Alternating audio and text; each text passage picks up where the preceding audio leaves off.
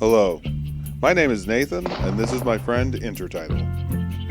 I'm a crazy superfan of both Stanley Kubrick's films and the game series Kingdom Hearts. You probably got that from the title. A couple of things before I get started. First, I'm just going to say up front that I'm a totally out of my mind insane person spouting nonsense. Kubrick's work has nothing to do with Tetsuya Nomura's game series whatsoever, and everything I say and do is just as stupid as it is crazy. Okay, I'm glad that's out of the way. Secondly, this is only a comparison between these two entirely separate things. And, really, you can compare anything to anything. Compare apples and oranges. Compare the game Monopoly to World War II. Really, you can make comparisons between any two individual things all you want forever. And all I want is to compare a Japanese game series with seemingly unrelated movies in ways that explain both.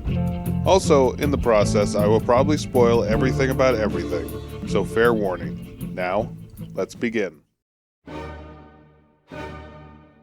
We're going to be traveling along the path of Au.Ra, though the path of Kubrick is just as, if not more, interesting, exciting, and filled with adventure. It's just easier for me to do it this way. The first thing to happen is the simple and clean song plays to this interesting opening sequence. And the very first lines in the game, Au.Ra questions his reality. He wonders how much of his world is real. I mean, none of it is. It's a video game. Remember how I said I'm just a crazy person? Well, there are two Au.Ras in the opening. Au.Ra 1 on the beach with Riku, Au.Ra 2 on the exact same beach with Kairi. You'll notice in both parts of each Au.Ra's existence the island is being destroyed. Also in both parts, Riku and Kairi raise a hand to Au.Ra in a way that makes you think that they are trying to grab him before he's swept away. But it makes me think that they're casting a collective spell on him, one that is repelling Au.Ra away from them. Anyway, you'll also notice that the things on Au.Ra's hands, those circle things, are different colors, darker in Riku's world and lighter in Kairi's, only to combine when Au.Ra combines, when he hits the water. And, as an added clue, you can see from both these instances that the sun is facing Au.Ra when it's darker, and facing away from the sun when it's lighter. If you don't understand simple light physics, this is the opposite of what it should be. For those who think this might all be a dream sequence, or just something cool they did for the opening, recognize that when Au.Ra falls deep into the ocean, the thing he lands on is the first window pane of the tutorial. This means that these parts are connected. You might still think it's a dream as Au.Ra does wake up again on the exact same beach he was banished from, but I don't think so, for reasons I'll explain in a moment. For now, there is war in this forest. Not a war that has been fought, or one that will be, but any war. And the enemies who struggle here do not exist unless we call them into being. This forest, then, and all that happens now, is outside history. Only the unchanging shapes of fear and doubt and death are from our world. These soldiers that you see keep our language and our time, but have no other country but the mind. the opening narration of Fear and Desire begins by stating straight up that nothing you're about to see is real. Again, it's not. It's a movie. Unlike Kingdom Hearts, Fear and Desire doesn't have multiple people inhabiting one body, just people existing in multiple places at the same time. Totally different things. For example, right at the beginning here, our four best friends, Corby, Mac, Fletcher, and Sydney, their plane has crashed and they're 6 miles across the border in enemy territory. Well, that's not too far. Not too far? In those 6 miles, there are probably thousands of guys. And every one of them was taught to shoot at uniforms like this. Plane for their side passes overhead, and they see it but quickly realize it isn't looking for them. But something's off. Do you see it? Well, you might notice that there seems to be something wrong with the spatial relations of the men and the machine. We see the men, we see the plane from the men's perspective, then we see the men again, but they're looking in the wrong direction. This happens over and over again throughout the movie. Pretty much any time there's something for someone to be looking at. What the men see is the opposite of we see. You see? This means that Kubrick was definitely conveying the message of mirrors and misleads. The men are mirrored for where they are meant to be. From one side of the woods to the other, they have magically switched sides. So you see... 9. Stop this at once. What? You said that Stanley Kubrick was definitely trying to accomplish anything. You can't do this, as you can never speculate on an artist's intent. Just an expression. Who are you and why do you care? I am nobody. But we are the Grammar Nazi Party. Still Nazis, but our symbol is in the shape of an asterisk. Is grammar also, for purpose of it, looks more like a butthole, just like the Fuhrer would have wanted. Oh. Why are you in my house? There are those who wish to cause harm to the English language. It is the duty of all Nazis to find these inferior life forms and snuff them out at all costs. You have failed your language and Germany. But we're not in. Silence! Without proper punishment, you will never learn for your crimes! Wait, what did I do wrong? Speculated that Kubrick was doing anything on purpose when there's no way to know that for sure. Kubrick was very quiet about the meaning of anything in any of his movies, and when asked, usually replied, "I will let my film speak for itself." So wait, I can't interpret the movie? Nine, do that all you want, but you cannot speculate on what Kubrick meant about anything. Nobody knows. Kubrick never told anyone. Gotcha. Am I going to be punished? Yes! Death by firing squad. Wait, what? Wait, what just happened? Huh. Grammar Nazi bullets appear to all be hyphens and periods. I guess words don't quite trump normal weapons. What was I talking about, though?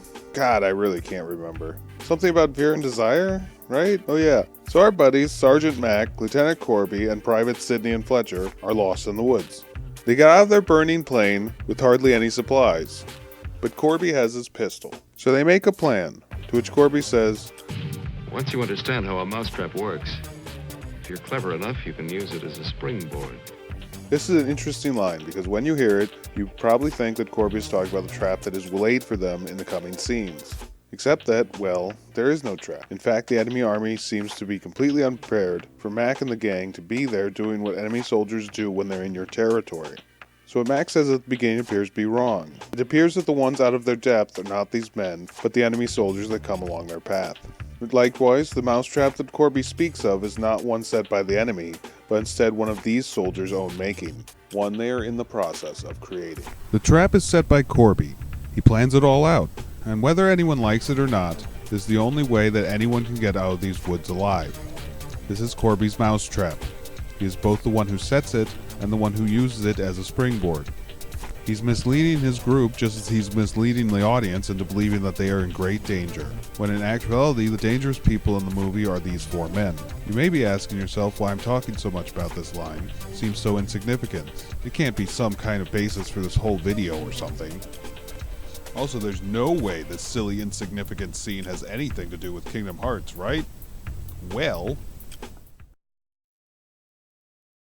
Once you understand how a mousetrap works, if you're clever enough, you can use it as a springboard. Let's consider this area of the game.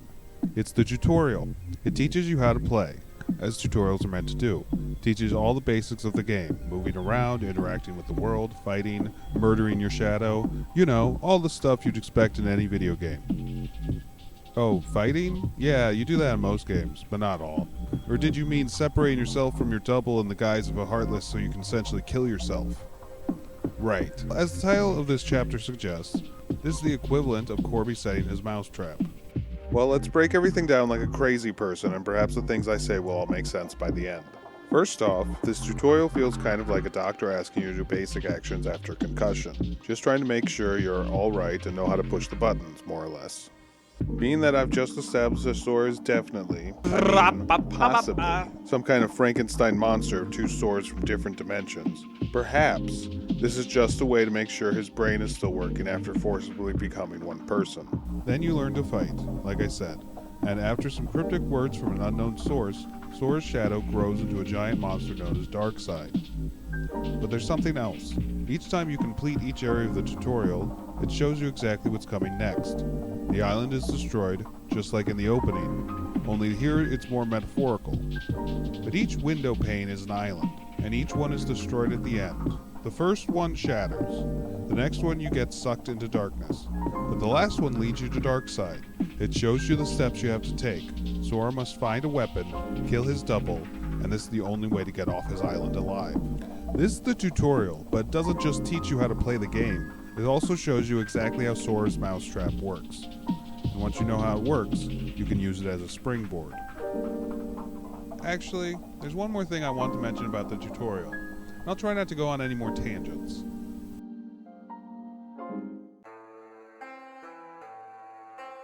The section I skipped was this part where Sora chooses a few things.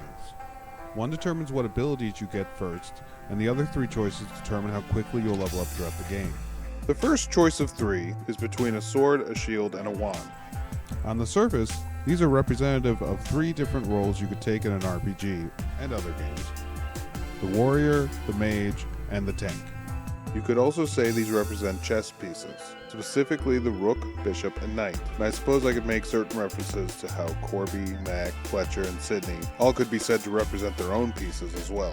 And then make references to how Mac calls the general. When the general is killed, not only does he surrender, I surrender! something you have to do in chess, but he falls flat. Checkmate. Corby and the general are played by the same actors. Much like same type pieces on different sides in chess, there's absolutely no difference between them outside of the colors they wear. I could also mention how Mac himself is making a willing sacrifice, something done all the time in chess. Come on out of your tent, you half-witted cannibals! But played out to show the real-world ramifications for such an action. And maybe, just maybe, Kubrick is directing this action as if the whole thing is a chess game, and he's showing these mirrors and switches to show which side of the board each piece is moving. We're back in Kingdom Hearts how you could say that Sora, Donald, and Goofy could represent pieces themselves, and if we're including Mickey, we have our own group of 4, just like Corby and his gang. Well, I'm saying I could make all those points, but I'm not going to. Chess is a dumb game anyway. Then you get to meet the rest of the gang. This is a double mirror, as Tidus, Waka, and Selphie are not just mirrors from their own games, but also a mirror of Sora and his gang. And they ask you the same 3 questions 3 times. Actually, let's talk about alchemy for a second.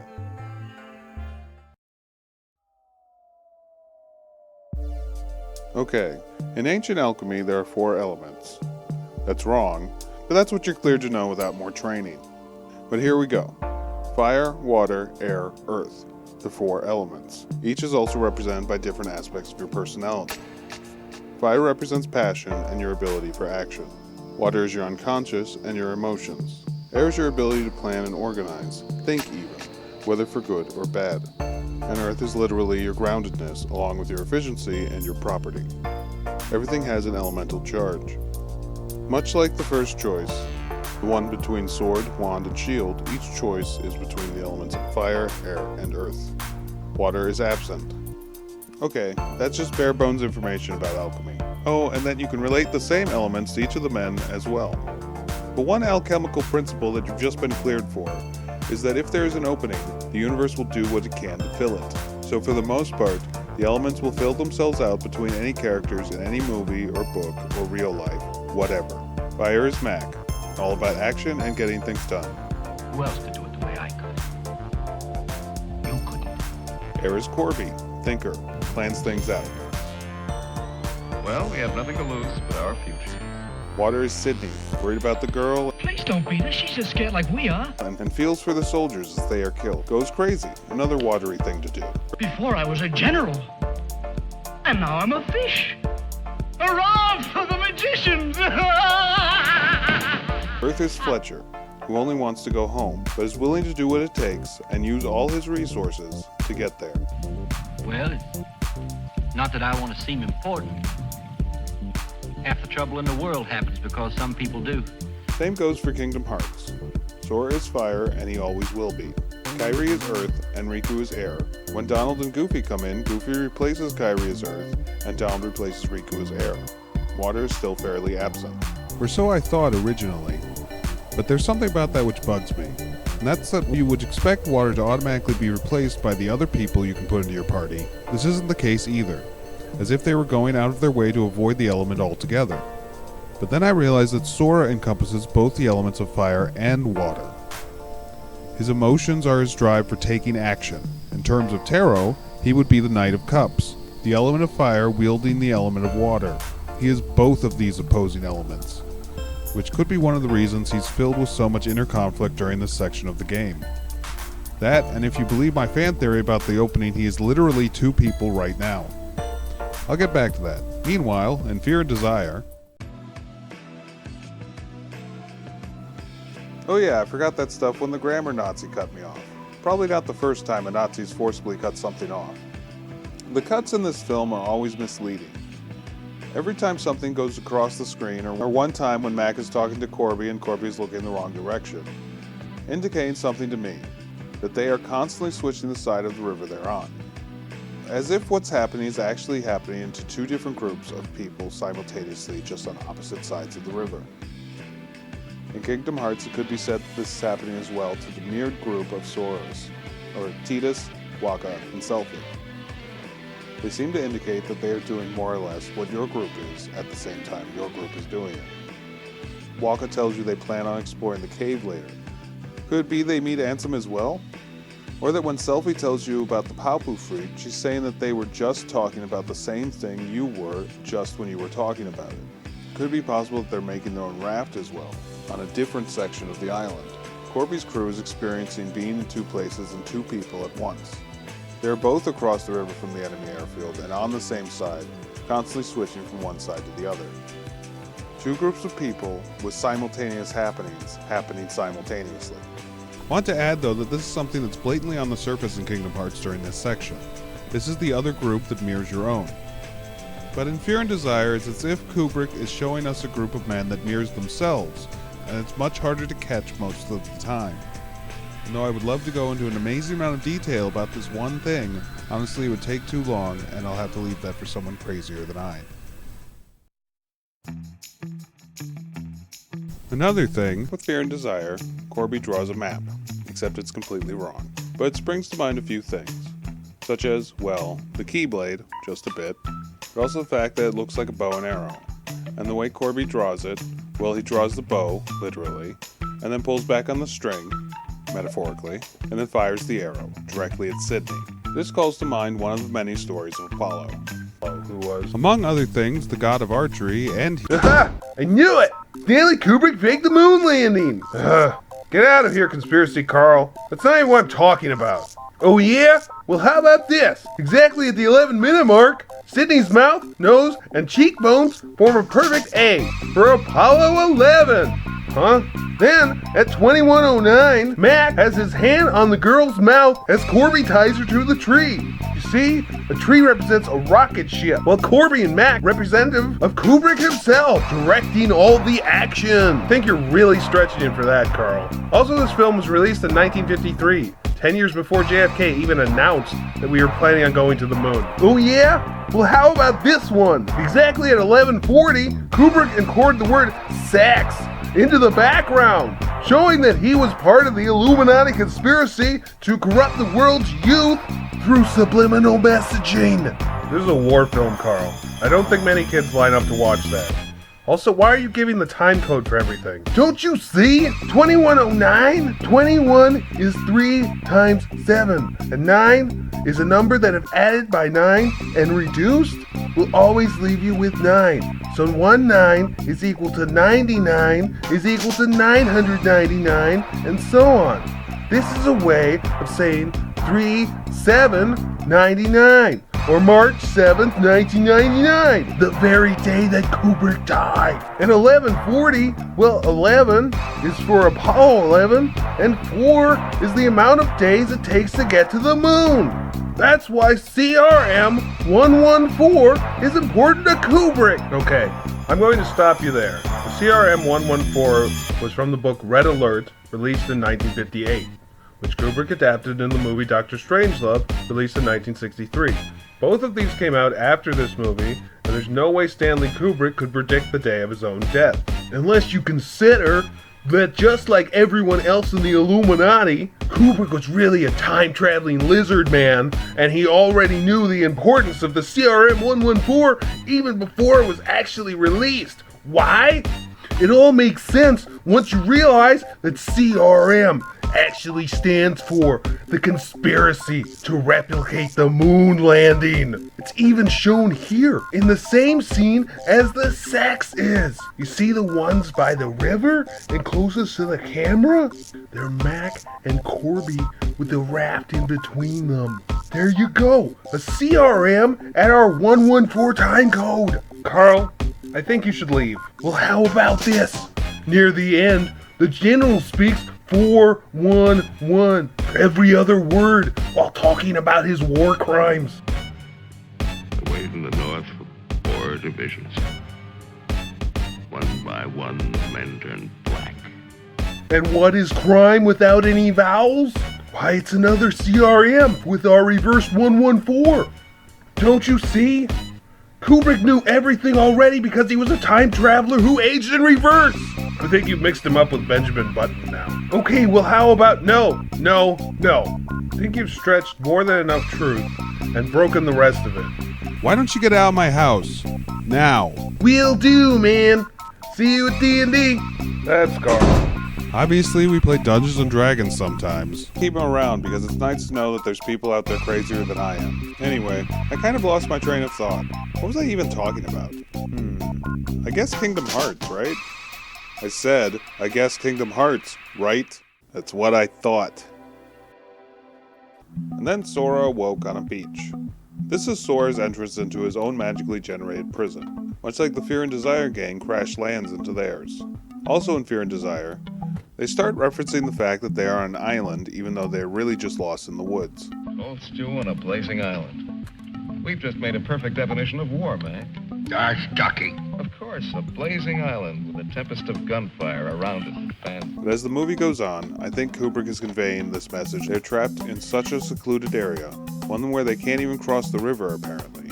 The enemy base magically jumps from one side of the river to the other at the end. This is an island, but one that, like the war they're in, is just a product of their own minds. In Fear and Desire, and on Destiny Island, magic and the human psyche seem to be intertwined. But who is the magician? Who is casting the spell? Well, in Fear and Desire, it's Lieutenant Corby, but we'll come back to that in a bit.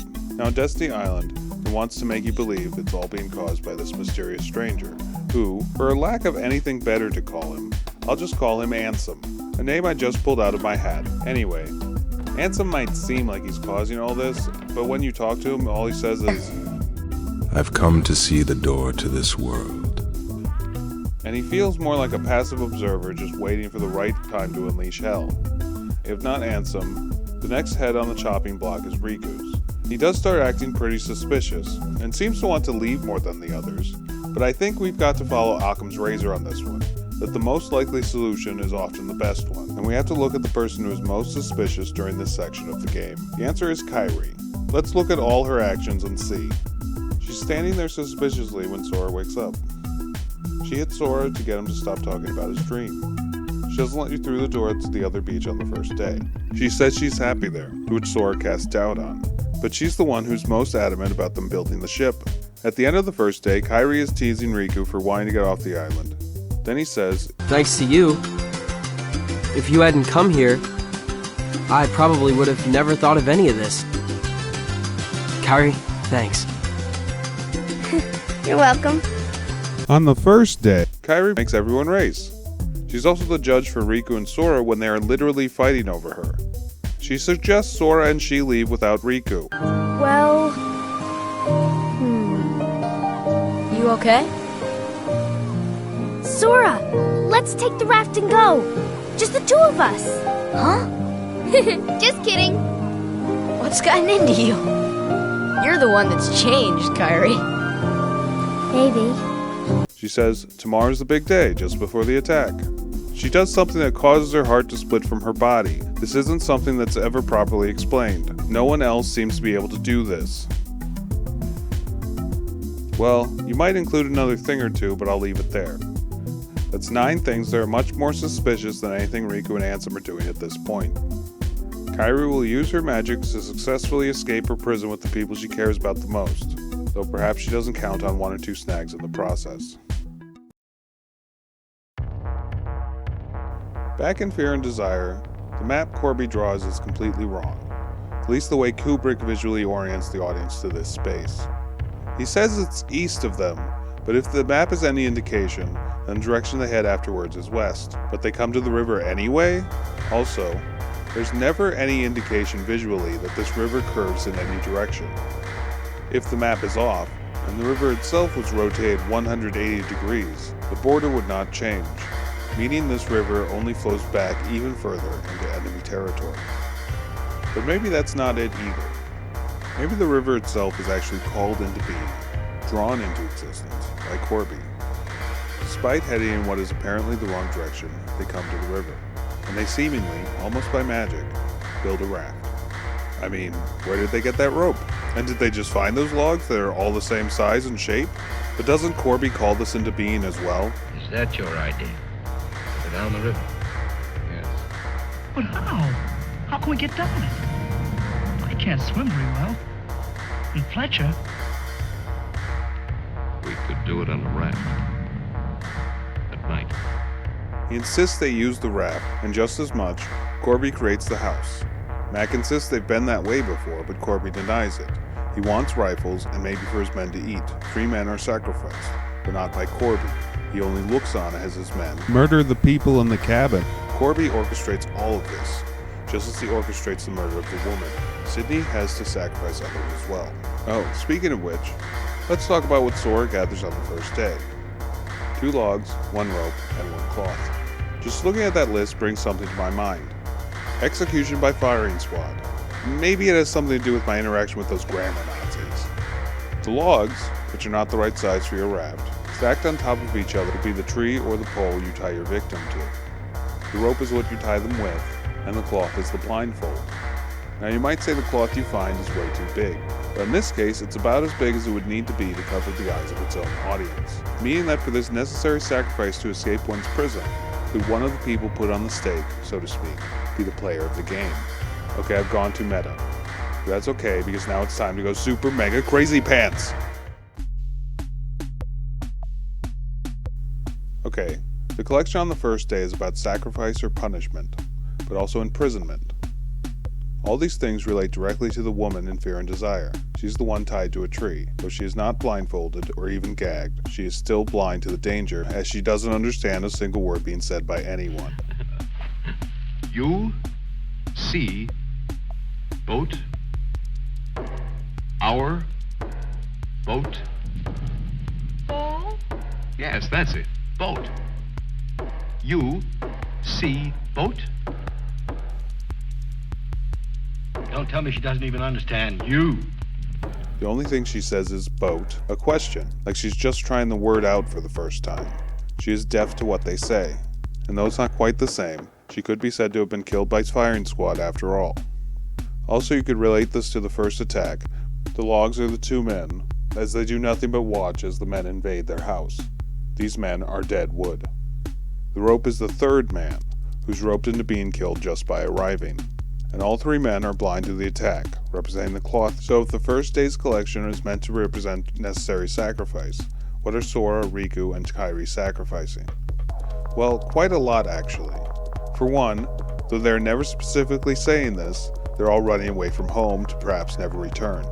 Sacrificing their lives on the island, you also sacrifice your own group's mirror of Titus, Waka, and Selfie. On the second day, okay, the things you collect today are 1 seagull egg, 3 mushrooms, 2 coconuts, 3 fish, and fill this with water. These are directly connected to Fear and Desire in this way. 1 seagull egg. The egg represents rebirth, and the seagull is the escape. Whatever happens, you have to sacrifice part of yourself to survive, and the only escape is through the sky. The 3 mushrooms. The people are killed in the room for stew, or mush, so they are killed in the mushroom. 3 dead in the mushroom. 2 coconuts are cannibals, which you might think is a stretch, but consider the coconut for a second. It's the only fruit with a shell so hard that you have to essentially murder the thing to get at the juicy insides. It also has a skin that looks particularly animal-like, along with hairs that look a lot like fur. It's the only fruit I know of with particularly mammalian characteristics. Anyway, there are 2 times cannibals are mentioned in the film. What's the matter, Snookums? I heard that they're cannibals. So even if we get caught, you're pretty safe. both by Mac, who himself could be a cannibal, as he is the only one who eats the stew and says the natives are cannibals, but also cannibalizes himself as he offers himself up in self-sacrifice so that the others might live. This is a noble sacrifice, but it is in the same vein as killing others for food, as Mac also does. Sidney is also a self-cannibal. Much like Mac, he's symbolically eating himself because he thinks he has to. Mac can self-sacrifice so the other men can get away, but Sidney's own eating of oneself is done out of, well, a primal fear and desire that he seems to not fully understand. He is both the fish and the general eating the fish. He has become the Ouroboros, the snake which eats himself, meant to ancient alchemists to represent life's futility, but also its infinite nature. And much like David Bowman in 2001, Sidney goes into his own infinity. His world is forever changed. He has cannibalized his old self so that his new, crazed self can survive. Sidney eats himself almost by accident. Mac's self-cannibalization is completely on purpose. 3 fish. 3 people mention fish in the film, and each character says it at least twice. Also, these men could be said to be fish out of water, as they are completely lost in a strange environment, and only 3 of them survive. And finally, fill this up with water. Though she gives you a bottle, she just says fill something full of water. In this case, the scene when Sidney is feeding the woman water with his hands. This is a transference of his own energy to give it to her. He's giving of himself to allow another to live, but he does this selfishly, expecting something in return. Also, these materials that Au.Ra gathers, each represents a different element. I mean, perhaps this is not food for your trip. I mean, it never gets eaten, so it's not anyway. But the egg is air, fish is water, mushrooms earth, and coconuts fire? Okay, you might think that last one is a bit of a stretch again, dumb coconuts. But you have to get them by hitting your wooden sword into a tree, literally rubbing 2 sticks together. One way said to make fire. Lastly, pure water, not from the ocean. You might say, oh, that's just water again. It's not water as the element. It's water that does not contain life or impurities. But all water contains the possibility of life, just as all life on Earth is made mostly out of water. It is instead the 5th element, which I've just granted you clearance to know, which is ether, which is the life force that surrounds us and penetrates us. It binds the galaxy together. It's the soul of the very universe, you might say. It is the possibility of life, and what better way to represent it than a clear bottle of pure water? The essence of all life. Just as Sidney uses it to allow another to live, it's the truth of this world. Water is life. Anyway, the first 5 elements have been united and given to Kyrie, so she can bind these elements to summon the only way for her and the 2 people she cares the most for. And sacrificing your whole world to escape your prison seems worthy enough cause to do so. Just maybe in the process things go a little Au.Ra. For pretty much everyone, actually. But, as I've been saying, survival requires sacrifice. There's another part to mention here, and that's dealing with the first choice in Sora's tutorial. Each one of these represent a different man in the group. The sword is Mac, who uses his knife a lot more than the others. The wand is Corby, who uses his stick as a wand to cast his spell, so to speak, twice in the movie. And the shield is Fletcher, because he is the one who's the least affected, and most mentally shielded, you might say, to the stress of the danger around them. This effect is doubly shown as Fletcher is the same rank as Sidney, Private, the lowest rank you can be, but Sidney himself is shown to not be cut out for this in the same way that Fletcher and Mac are. What does Sidney in this direct comparison of 4 men between 3 objects? Well, Sidney, the innocent one, represents Sora himself in the middle of these 3 choices before he's even truly stepped foot on his island. Sidney and Sora have a lot in common throughout this part. They both seem to be taking the first steps into discovering who they really are in their own lives. But Sidney's alchemical transformation leads to insanity, Sora's leads to the Keyblade, kind of different beast. Oh, that reminds me, when Carla interrupted me, I was just about to tell you something cool. Anyway, let's talk about that part I forgot to mention when Crazy Carl interrupted me. Apollo and Daphne is an old Greek myth that goes like this. Apollo was making fun of Eros, better known as Cupid, when Cupid shoots him in the heart with a gold arrow. This causes Apollo to fall in love with the first woman he sees, which happens to be Daphne, a nymph whose father is the god of rivers, who Cupid shoots with a lead arrow which makes her repulsed by Apollo. So much so she pleads with her father, the river god, to do something, and he turns her into a tree. This plays out in forwards for our Apollo Sydney, as he's shot with Cupid's arrow in the dirt, but in reverse as the girl is a tree first, then disgusted with Sydney, and shot with Corby's lead arrow at the end. It's a tale which mirrors itself going forwards and backwards at the same time. And this influence of Corby's only leads to Sydney going completely insane. It wasn't my fault. The magician did it. Honest. Prospero the magician. First we're a bird, and then we're an island. Before I was a general, and now I'm a fish. Hurrah for the magicians!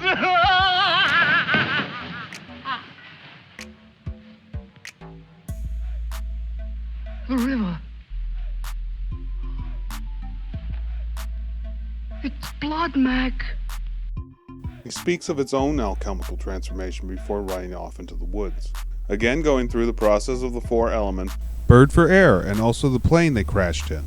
Island for land, and also the environment they consider themselves to be in. The general for fire, as the decision maker, and also the reason for their actions in the near future. And fish for water, and the raft he eventually finds himself to be on. Before blaming everything on the magician. Or ether, the 5th element that is omnipresent. Much like the magician pulls together these elements to succeed in casting his spell. Sydney now sees life in a different way. Just as he describes the river to now be blood, he sees now what Au.Ra blatantly misses. The combination of the 4 elements by the magician to cause great change. Kyrie and Corby are both throwing away the land they're in, causing nothing but chaos and destruction as they do. In order to leave with no other goal in mind, they sacrifice all else for this sole purpose. Perhaps killing those enemy soldiers was necessary, just like Au.Ra kills his island mates, just recently turned heartless with no regard for what he's really doing. Sydney awakens to this fact, that he's being played. Except his part has already been done, and the magician in both worlds is able to move forward unhindered. As Fear and Desire cuts to the General and Captain, just as in Kingdom Hearts we cut to Donald and Goofy at Disney Castle. Donald and Goofy are shown, just as the Captain and General are shown, to not really be cut out for their jobs. They're actually the least likely people to complete the task at hand. Though Donald and Goofy, slowly, over time, become badasses in their own right, the Captain and General are cut down in their prime, amazingly easily. They don't even try to move once the first shots are fired. And the only time the General does anything at all is when he crawls outside in order to surrender. These people are not cut out for the job they are in. And the fact that it's a direct reflection of Corby probably calls into question the amount of jackassery Corby put his men through when a simple decision one Mac would easily make could solve their problems without Corby's computations getting in the way. Now, by my computations, Your computations? Was your brilliant figuring that got us here in the first place? There's another thing, and that's that both of these royal figures, the General and King Mickey, own dogs, Pluto and Proteus. And both could also be said to be spies. you must never, never do that again, Proteus. Don't you know that there are evil spirits without bodies who roam the forests looking for unsuspecting dogs like you? And that when you open your jaws to disturb the moon, why, they leap into your mouth and possess you. Then you could become a spy, a murderer, or even a traitor. And that they are both privy to secret information. Though Pluto's information is revealed immediately, Proteus can do nothing to indicate what he knows before his master is killed. Oh, that reminds me. And, after 2 days on the island, they are forced to try to escape at night. So, Mac's plan. Sydney has already gone crazy and is gone, but Mac has been obsessed this whole movie, more or less, with killing this general, played by the actor playing Corby. But Mac himself doesn't kill him. He's fine with only being the sacrifice to draw off the guards. It's only the thought of the others killing his foe that lets him do it. He's cannibalizing himself, like I said before, for a plan that has no assurance it will actually go through. It works anyway, and the ones who survive are the ones who kill their double. They had to find weapons, kill their doubles, and this is the only way to escape from the island alive. Spell to escape is complete. It's like Fletcher says at the end. I'm glad in a way, too. and to feel free all of a sudden. But somehow I don't want what I wanted before. I know it's good. There's nothing else I can want. I'm all mixed up.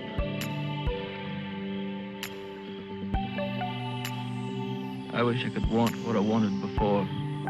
He has lost a piece of himself, both literally and figuratively, as I'm sure the killing of oneself has a great deal of consequences to one's own psyche. He and Corby have each lost a piece of themselves, and neither is sure exactly why. Well, so have Sidney and Mac, but Sidney is crazy and Mac's dead, so... But so have Sora, Riku, and Kairi. They've split from themselves. Much like Corby and the gang have already split before the movie even begins. Kairi's heart is split from her body and is now riding around in Sora's chest cavity. Riku seems to have split as well, as Ansem slowly takes him over until he's nothing but an empty shell. Sora, as I've already explained, splits when Darkseid is destroyed, and the internal conflict and constant confusion he's basically known for up to this point all goes away and he becomes, well, something else. Much like Fletcher realizes he's lost something when he's left his island, Sora has lost a huge piece of himself, but if he feels this loss, it's not shown. That will have to wait until the next video. Now, to blow your mind. Corby has been the magician of their whole situation. Not much of a reveal since I told you that a while ago. Sorry. Anyway, everything is orchestrated through Corby and by Corby. He hits Sidney with an arrow while he conjures the river. He puts the idea of the general in Mac's head, pretending it's insignificant. Lots of rank around. Looks like a general.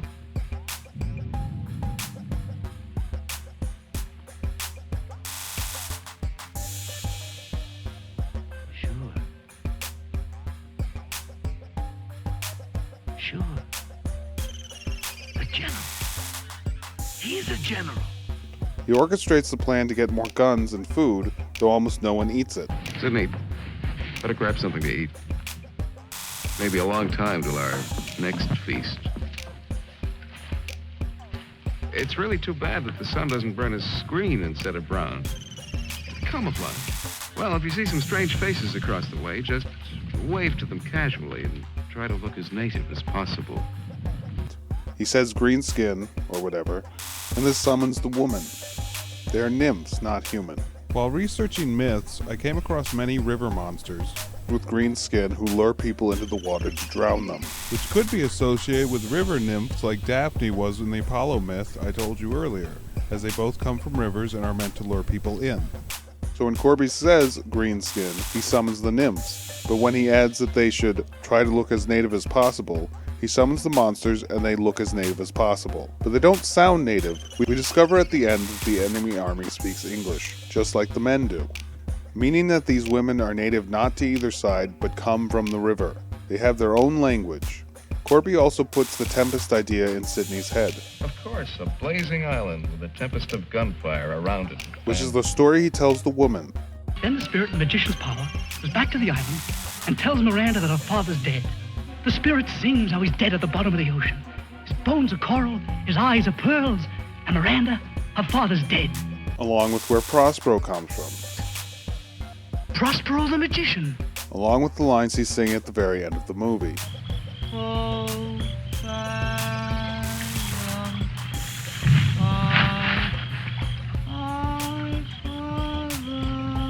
He makes the girl seem appetizing and leaves Sidney alone with her and his gun. He's also the one who makes them go back, wondering now if everything is okay. Perhaps someone has to witness Sidney at this moment to complete his way into insanity.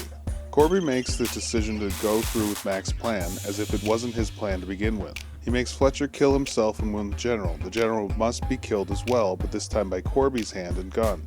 He even says they have to go back for the general. Sacrifices have been made. One cannot exist in two places at once, just as one cannot exist as two people in one body in Sora, Kairi, and Riku's case. They escape, and Mac, as one final moment of sacrificing himself for others, allows Sidney into his wrath before he dies, a hero.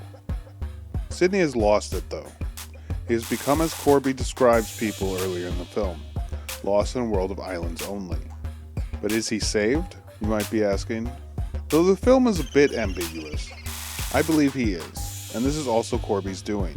If we understand that to escape from our prison we must first sacrifice ourselves, then remember that Corby set it up so the girl would die by Sydney's hand. Sydney, unlike the other soldiers, is innocent. Just like the girl.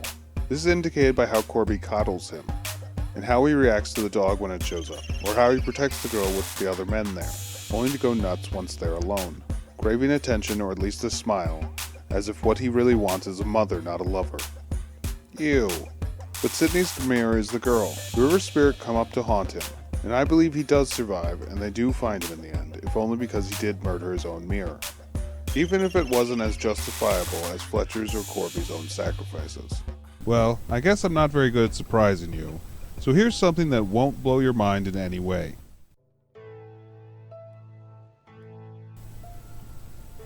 After 2 days on the island, Sora and his friends are forced to escape at night. Ansem is a nobody, which is a body without a heart. More specifically, since technically that is what happened to Kyrie, it's a body whose heart has become a heartless. When a heart is particularly strong, it also generates a nobody. Again, this stuff is explained in later games, so shouldn't apply, except that Ansem, before this game even starts, has become a nobody, who then loses his body. So he's nothing. He's become the sixth element, void, nothingness. But his hatred is so strong, it's enough to send his consciousness out in search of another body. The one he finds is Riku, whose own doubts of his prison is enough for Ansem to manipulate him into the dark side, so to speak. And Riku is split. Though he doesn't know it yet, he is not always the one in control of his own body. And if you were to remove Ansem's robes when he meets Sora in the cave, I believe you'd find a mind-controlled Riku underneath. Same for when you meet Riku on the bridge when the Heartless begin to arrive. Ansem is the one in control. This brings up something else which bugs me.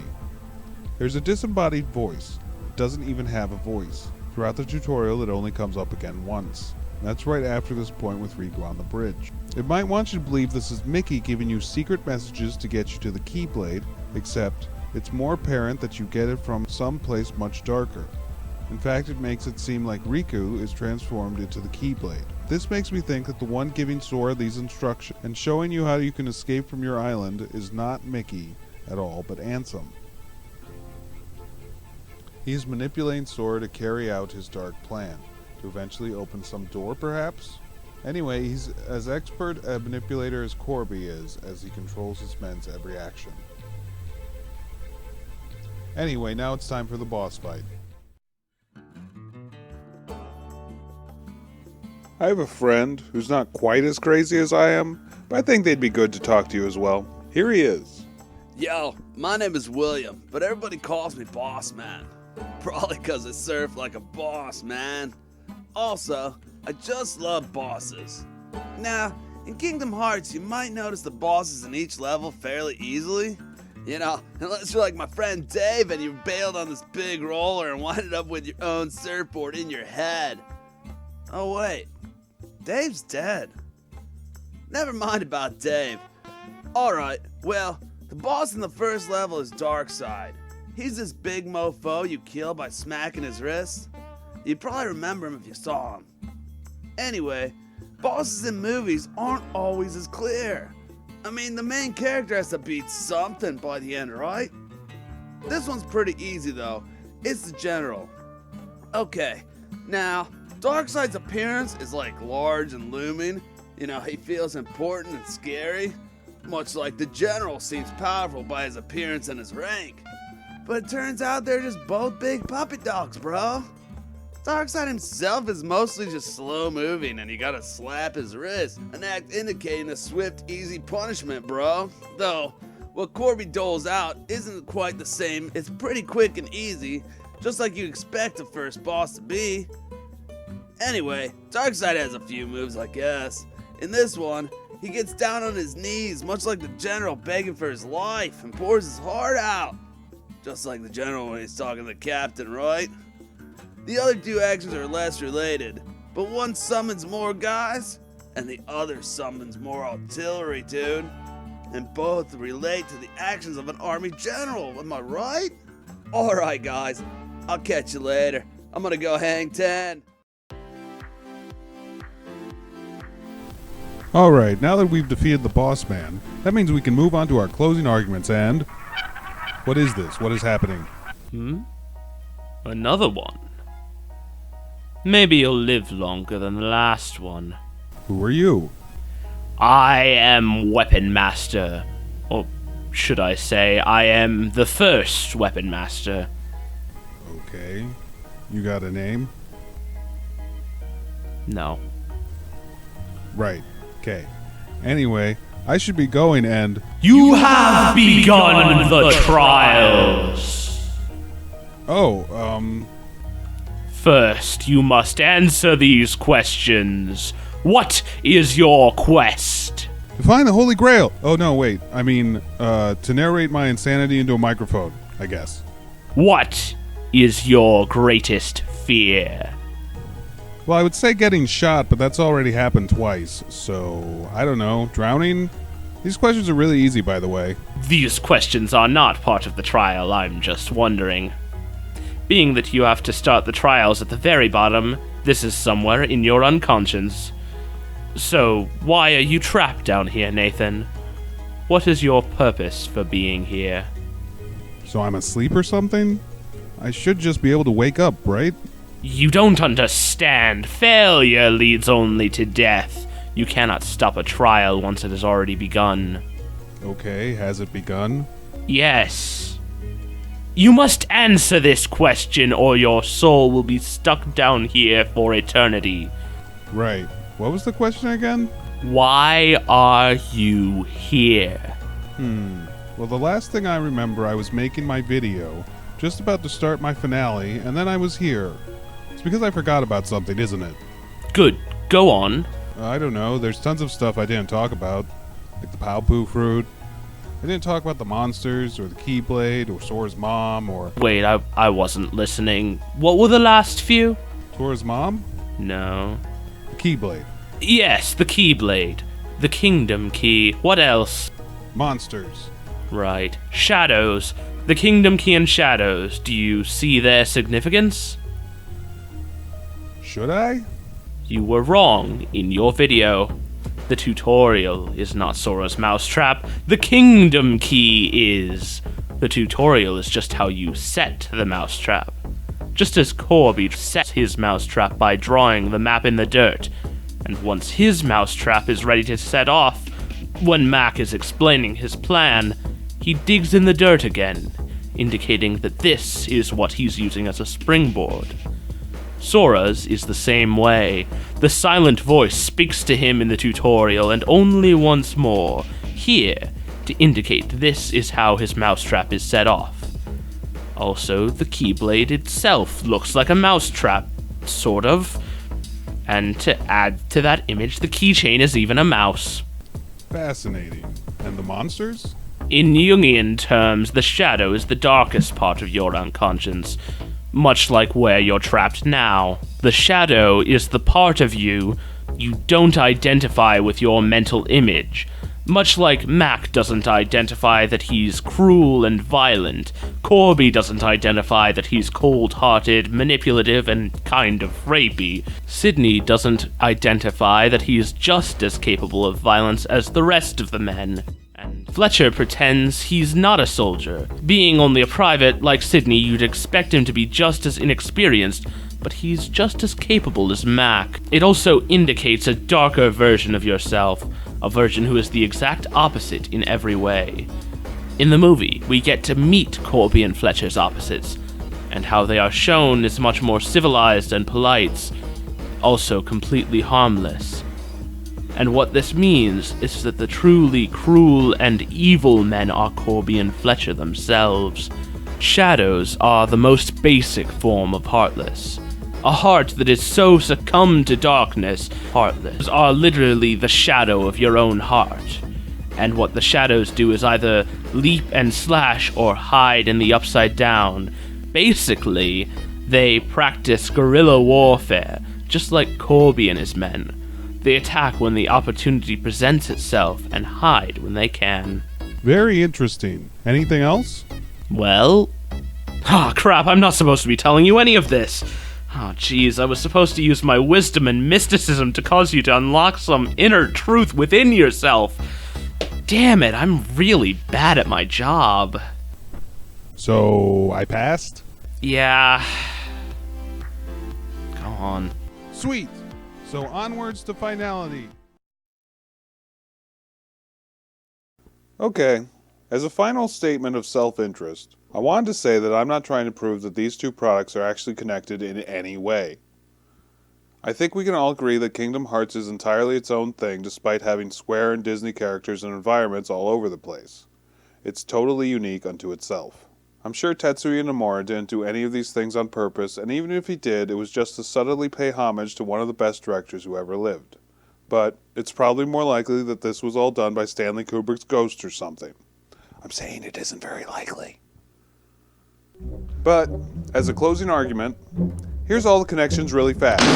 And the enemies who struggle here do not exist unless we call them into being. This forest, then, and all that happens now, is outside history.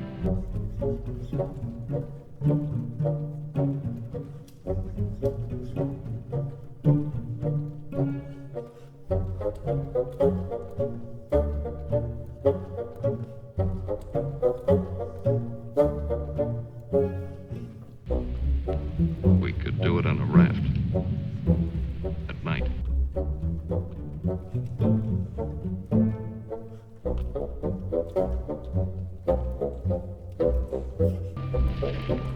Lost on this terrible island.